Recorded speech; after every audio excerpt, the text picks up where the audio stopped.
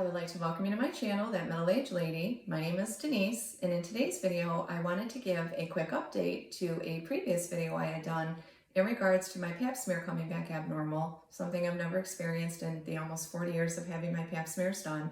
So just an update of whatever happened when I went back to have that pap repeated and where I'm at in that process today. But first, just to give a quick background, I was 47 years old when I started to go through menopause. By the time I was 51, I was in full-blown menopause, meaning I had not had a period in over a year, and of course I've been postmenopausal ever since then. The only real symptoms that I ever had when going through menopause would be the hot flashes and the night sweats, and although they definitely were bothersome at times, they never got bad enough that I felt like I needed to seek treatment for it. And then I would also occasionally feel a little bit of vaginal dryness as well.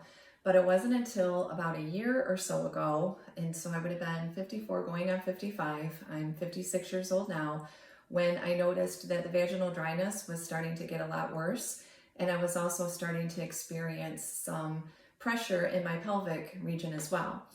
And then a little while after that, it seemed that my hormones were starting to go crazy as my face started to break out, something I haven't experienced in years. And then I started to get these little red bumps right on the bottom lower portion of where below my lip, so above my chin, below my lip on the right hand side. And I do have a picture of what that looked like. After 2 weeks of doing everything I could to try and get it to go away, but it not even seeming to get even the slightest bit better, I decided to make an appointment with my dermatologist, and after looking at it, she felt that it was some type of dermatitis, either a perioral or a rosacea. And although there are several different reasons that can cause it, her opinion was that she thought it was maybe brought on by hormones, so fluctuating hormone levels. So she ended up prescribing an ointment cream for me that I had to use for 2 weeks, and after that time, thankfully, it went away and it hasn't came back since. But then right after that, I noticed that I was starting to get a couple little sores in my mouth. Again, something I've never experienced. At first, I thought I probably just used my toothbrush a little bit too aggressively and I probably had some canker sores. But again, after a couple of weeks of using a saltwater solution and mouthwash and them not even getting the slightest bit better once again, decided to make an appointment with my dentist, who, after examining them, said that he didn't mean to be invasive or disrespectful, but he wanted to know if I was menopausal. I told him yes, I have been postmenopausal for several years. He said, okay, because I really feel like this was brought on by hormones. I feel like, maybe something's going on with your hormone levels. And after those, level out, that I think this is going to go away. Now, this was the second person blaming these weird things on my hormone levels, which I already knew there was something awry in them anyways. So he prescribed a mouth rinse for me that I used for 2 weeks, and then after 2 weeks, the sores did go away, and again, haven't, knock on wood, came back since. And then, right about that time, I was due for my annual physical and my blood panel workup, something I do every year. And so once I went in to see my physician, I explained to her some of the stuff that was going on and told her that I would like to have, when she did the blood draw, I wanted my hormone levels tested as well, especially my estrogen. At first, she wasn't very receptive to it, didn't see the reason for it. She couldn't understand why I wanted to have that done. She already knew I was postmenopausal. So I told her, because obviously there's something not quite right in my body. For my face to be breaking out, for me to be getting that weird, rash of bumps on my chin, sores in my mouth, I said, at this point, I want to have a baseline of what especially my estrogen levels are. And then when you have a blood workup, they actually refer to it as estradiol. But I just wanted to know what level it was at, so that if these weird things continue to happen and they wanted to do another blood draw maybe a year or two down the road, at least they would have something to compare it to and could say, okay, on this day, at this age, this is what her estrogen levels were at. And so after I explained it to her that way, thankfully she understood and she agreed to go ahead and include the hormone levels as part of my blood workup as well. Once I got those results back, it showed that my estrogen, or my estradiol level, was less than 15. So it was a less than sign and then 15, which was a little confusing to me because I felt like, okay, what's less? Does that mean it's 14? Does that mean it's 10, 7, 2? What exactly does less than 15 mean? That kind of is a broad statement. And so I looked it up to see that in a postmenopausal woman, the normal range of estrogen should be anywhere from 0 to 30. So even assuming it's kind of right smack dab at that 15 level, that would mean that I was right in the middle of that. So basically average, I guess you could say. Now I did go ahead and comprise a chart for you to show what estrogen levels should be in a woman that is just starting to go through menopause and then a postmenopausal woman. And so here is that result. The next thing that I had to go on was I was going in for my annual pelvic exam and my pap smear. Again, something I do every year when I go in to have my physical and also my mammogram. I also schedule my pap as well, just so I have all of those three preventions kind of together so I can remember. I know it is only recommended that a woman ages 30 to 65 only go in every 5 years for a pap smear, but like I said, just to keep it in line with all my other prevention visits, I just want to make sure that I keep up with it, and so I do it once a year. And so again, because I've never had a pap come back abnormal, I was very confident going in for this pap smear, didn't think anything about it.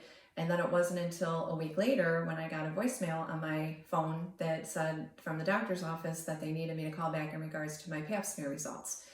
Needless to say, my heart dropped, and I thought, oh boy, with all this other stuff I've got going on and now my pap's abnormal, I hope that isn't, anything serious and doesn't mean that I've got some kind of cancer going on. And so I called back, and that is when she informed me that my result came back atypical squamous cells of undetermined significance. And of course I was like, it came back what? What exactly does that even mean? She said not to worry, it doesn't mean that they found cancer, it just means that they found a slight abnormality in the cells, but because they can't, determine what exactly caused it, thus the name atypical squamous cells of undetermined significance. She said he wanted me to come back in 3 months to have the pap repeated, and then to also have an HPV test to test for the human papilloma virus, since that is usually the cause of why you would get this particular result. And so I made that appointment and just hoped that, when I went back in to have the pap repeated, that it wasn't going to be anything serious. While I was waiting for this 3-month appointment, I started to notice that the vaginal dryness was getting a lot worse, especially the pelvic pressure was starting to increase. And then I was starting to experience this burning in my private area as well, and especially when I would urinate.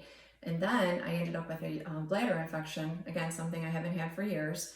And so I ended up making an appointment with just my family care doctor to get on antibiotics for that. So she put me on a course of antibiotics, and after about 5 days, the bladder infection went away, but the burning in my private area did not, and was only continuing to get even worse. It literally was there when I woke up, all throughout the day, and then when I went to sleep at night as well. And then if I had to get up in the middle of the night to go to the bathroom, the burning came back then every time I urinated as well.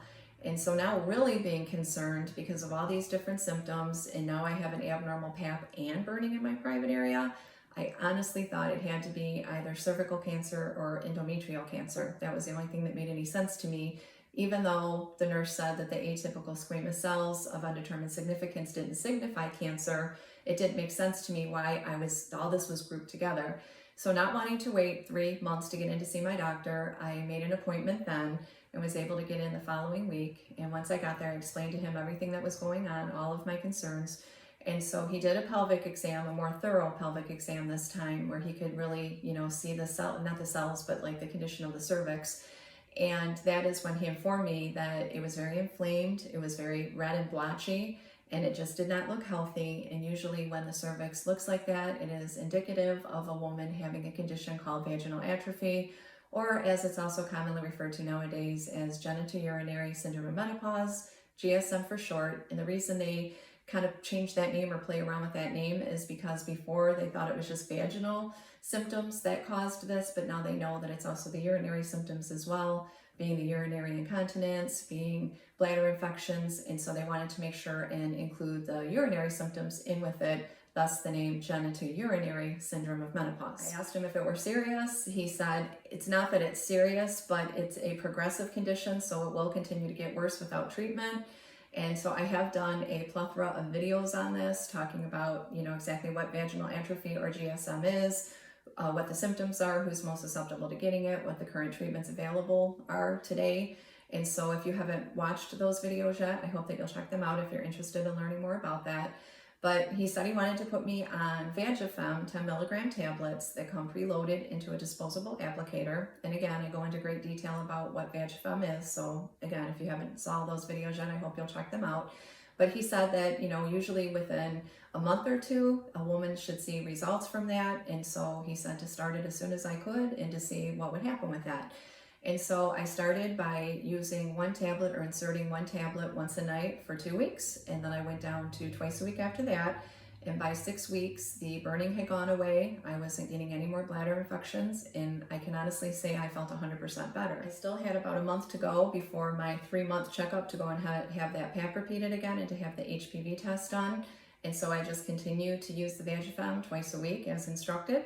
And then when it was finally time for that 3-month checkup, I was very curious to see whether or not, the cervical lining looked better and what exactly he was going to say. And so when I got in, he asked how it went. I told him everything went great. I feel a lot better. So again, he did a thorough pelvic exam and said, your cervix looks 100% better. He said it's no longer blotchy. It doesn't look irritated and inflamed. He said, in fact, that it looked like a vagina of a 55-year-old woman. And I said, yeah, except that I'm a 56-year-old woman now. And so he said, well, see there, you're ahead of the game. And so very nice doctor. I really, really like this doctor a lot. But, he confirmed that the Vagifem absolutely was working.